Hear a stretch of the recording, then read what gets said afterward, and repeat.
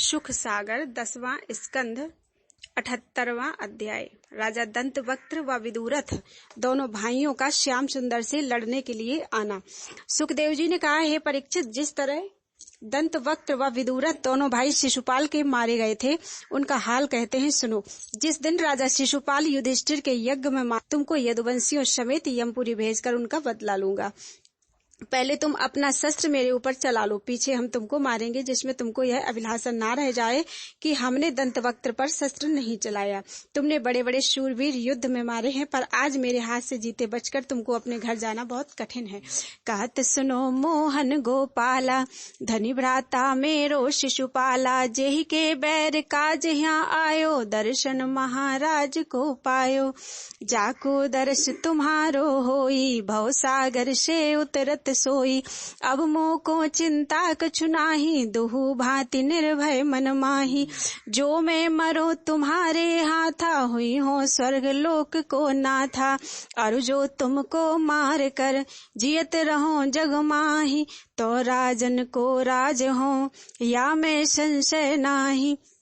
जब इसी तरह अनेक बातें कहकर दंतवक्त्र ने एक गदा श्री कृष्ण जी पर चलाई, तब दैत्य संघारण अपनी गदा से उनकी गदा गिराकर बोले, हे दंतवक्त्र, जितना बल तेरे अंग में था वह सब तूने गदा चलाकर पूरा किया। अब चैतन्य हो, हमारी पारी है। यह कहकर द्वारिकानाथ ने कौमोदकी नामक अपनी गदा इस वेग से दंतवक्त्र की छाती पर मारी कि वह रक्त बमन करके उसी क्षण मर गया। प्राण ज्योति बाकी निकस, चढ़ी स्वर्ग की छाह, फेर आन कर माखन प्रभु मुख माह। यह दशा देखकर दंतवक्त्र का भाई विदुरथ ढाल तलवार लिए हुए मुरली मनोहर के सम्मुख आया। लक्ष्मीपति ने उसका सिर सुदर्शन चक्र से काटकर मुकुट व कुंडल समेत पृथ्वी पर गिरा दिया।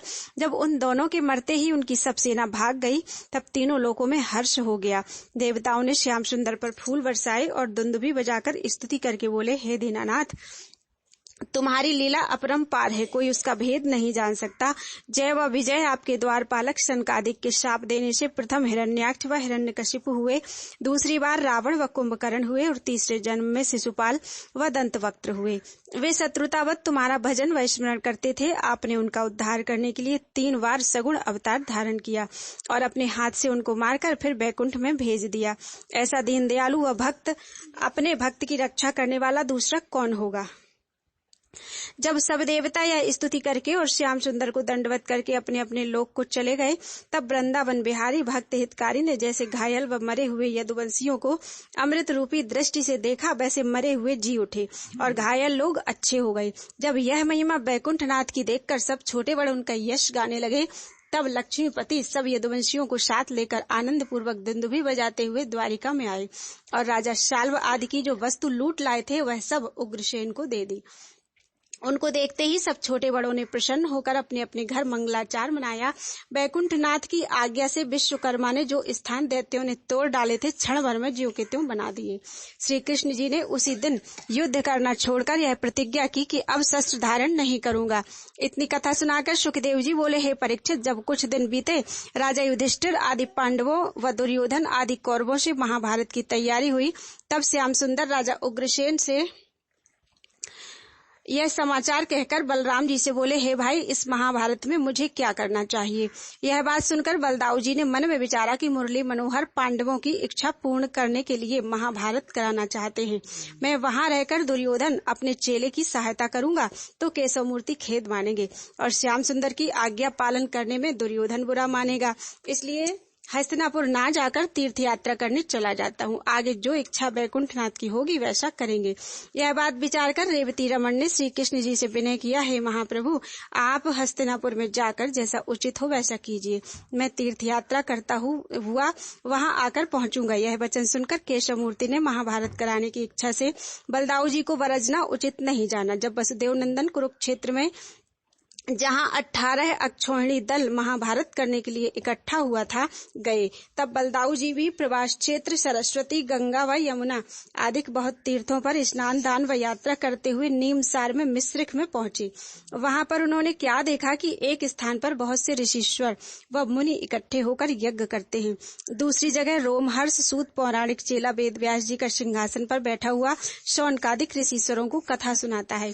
बलदाऊ जी को देखते ही शौनकादिक सब ऋषीश्वर सम्मान करने के लिए उठ खड़े हुए, पर रोमहर्षण विद्या के अभिमान से नहीं उठा। तब रेवती रमण क्रोधित होकर बोले, इस मूर्ख को किसने व्यास गद्दी दी है? हरि कथा बाँचने के लिए ऐसा ज्ञानी व हरिभक्त चाहिए जिसके लोभ व अहंकार न हो। आप ऋषीश्वर लोग देखते हैं कि यह पौराणिक विद्या पढ़ने पर भी शास्त्र अनुसार न चलकर अभिमान के मद में अंधा हो रहा है। जिस तरह कलयुग के ब्राह्मण दूसरों को उपदेश देकर आप मर्यादा पूर्वक नहीं चलते, उसी तरह यह काम, क्रोध, मोह व लोभ के वश होकर छोटे बड़ों को नहीं पहचानता। हमारा अवतार केवल अधर्मी व कुचालियों को मारने के लिए हुआ है, इसलिए जो कोई हमारे सामने कुमार्ग पर चले उसका अपराध हम क्षमा नहीं कर सकते। ऐसा कहकर शेषावतार ने एक कुशा मंत्र पढ़कर क्रोध से सूत की तरफ फेंका तो वह कुशा लगते ही रोमहर्षण का सिर कटकर गिर पड़ा। यह हाल देखते ही शौनकादिक ऋषीश्वरों ने चिल्लाकर बलभद्र जी से कहा, महाराज, यह सूत हरिचरित्र सुनाकर अपने व सुनने वालों को कृतार्थ करता था, उसे व्यास गद्दी पर बैठे हुए तुमने मार डाला। सो अच्छा नहीं किया। हम लोग जानते हैं कि आपने अपनी इच्छा से अवतार लिया है, पर इसको जो वैश्य व ब्राह्मण से उत्पन्न होकर हमारी आज्ञा अनुसार व्यास गद्दी पर बैठा था, तुमने जो मारा इसको इसलिए तुमको ब्रह्म हत्या लगी। अब तुमको प्रायश्चित करना चाहिए। कदाचित तुम ऐसा नहीं करोगे तो दूसरा कोई ब्रह्म हत्या से नहीं डरेगा। जब श्याम सुंदर तुम्हारे छोटे भाई परब्रह्म परमेश्वर को भृगु ऋषीश्वर ने बिना अपराध लात मारी थी, तब उन्होंने ऋषीश्वर का पांव हाथ से दबाकर कहा था कि मेरे कठोर हृदय से आपके कोमल चरणों में चोट तो नहीं लगी। इससे ब्राह्मणों की पदवी समझना चाहिए। यह ज्ञान रूपी वचन सुनकर बलराम जी का क्रोध शांत हुआ। तब उन्होंने ऋषीश्वरों से कहा, महाराज, आप लोग सच कहते हैं, मुझसे अपराध हुआ जो मैंने क्रोधवश ब्राह्मण को मार डाला। आप इसका कोई प्रायश्चित बतलाइए जिसमें हमारा शरीर शुद्ध हो जावे। इस सूत का कोई पुत्र हो तो बुलाओ, उसे हम व्यास गद्दी पर बैठा दें। हमहू को दूषण लगे जो कछु करें अनीति, औरन की कहिए कहा कठिन कर्म की रीति। यह सुनकर ऋषीश्वर बोले, तीर्थों में स्नान करने से तुम्हारा पाप छूट जाएगा। जब शौनकादिकों ने रोमहर्षण के बेटा उग्र शर्मा को वहां बुला भेजा, तब शेषावतार ने उग्र शर्मा को उसके बाप की जगह व्यास गद्दी पर बैठाकर ऐसा वरदान दिया कि तुझे बिना पढ़े सब विद्या याद हो जावे। जैसे ही यह वचन रेवती रमण के मुख से निकला, वैसे ही सूत पुत्र को 6 शास्त्र व 18 पुराण बिना पढ़े कंठस्थ हो गए। तब वह व्यास गद्दी पर बैठकर कथा बाँचने लगा। बलराम जी की यह महिमा देखते ही सब ऋषीश्वर प्रसन्न होकर बोले, महाराज, तुम्हारी दया से सूत के मरने का सोच तो छूटा, पर इलवल दैत्य बानर रूप से पूर्णमासी व अमावस्या व द्वादशी को आकर हमारे यज्ञ व होम में पीप व रक्त व हड्डी फेंक देता है, इसलिए हम लोग बड़ा दुख पाते हैं। आप तीर्थवासियों पर दयालु होकर उस बानर को मार डालिए तो हम लोग निर्भय होकर यज्ञ व होम किया करें। यह वचन सुनकर बलराम जी बोले, बहुत अच्छा, हम उस बानर को मारकर तुम्हारा दुख छुड़ावेंगे। बोलो वृंदावन बिहारी लाल की जय। 79वां अध्याय, बलराम जी का बानर रूप इलवल दैत्य को मारना।